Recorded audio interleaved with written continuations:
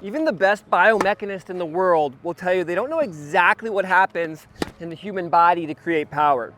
But here's what we do know. In its simplest form, power is created by separating body segments, so turning the shoulders more than the hips, more than the knees, and then snapping them back together with a ground reaction force, with my foot off the ground.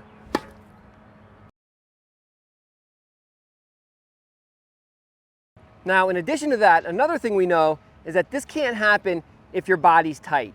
In order for these muscles to stretch out and then snap together, you have to have a sense of relaxation.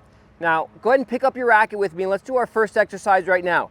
I want you to just stand there and turn your body segments and separate them. Now, in a very relaxed way, feel each one pull the one back. You can feel how your body doesn't move together. You can feel each link pull the next link.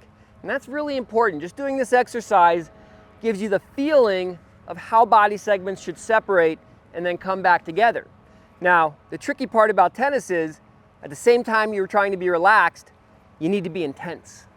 Now, before we get more into how those body segments need to work, let's talk about a couple technical barriers that might be holding you back from even being able to use the racket head speed you could generate by doing this. One technical problem that can stop you is the dreaded T-Rex arms, or just whipping your forearm early. Your elbow goes straight up at 90 degrees. So even if you were able to generate racket head speed, you're basically going straight up the back of the ball. You're not going to get any compression on the ball, and you're not going to propel it out to hit a big heavy ball anyways. The other misunderstanding we see with creating spin is that people just have the perception that the racket's on the ball much longer than it actually is. We see them try to come under and over the ball to create spin. This just isn't going to help you out. Your muscles are going to have to tighten up, and you're going to have to slow your swing down to make the timing.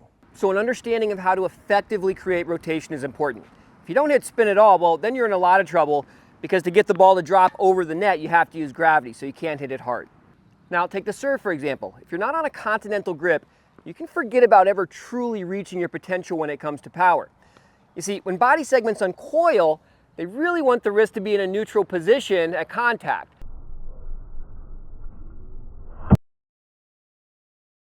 Now, the continental grip is going to point the string slightly down when that happens.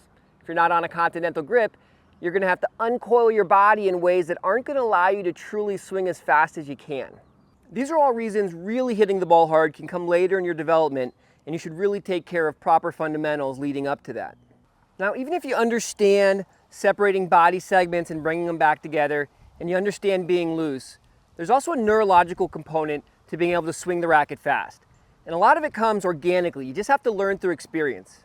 If you're fortunate enough to play a lot of sports growing up, you're probably already doing this. But if you haven't, you're going to want to go out, maybe get yourself off the tennis court and just practice using body segments to generate force without a tennis racket in your hand. You can go out to a gym and throw a medicine ball off both sides of your body, or just go to a field somewhere and start chucking your racket. See how far you can throw your racket and feel what your body has to do to create distance and power, throwing your racket far. Ah! I think I heard it crack. Well, that deserves a subscribe if you ask me. Thanks for watching. Hit that notification bell so you know when we come out with another video. And I'll see you next time.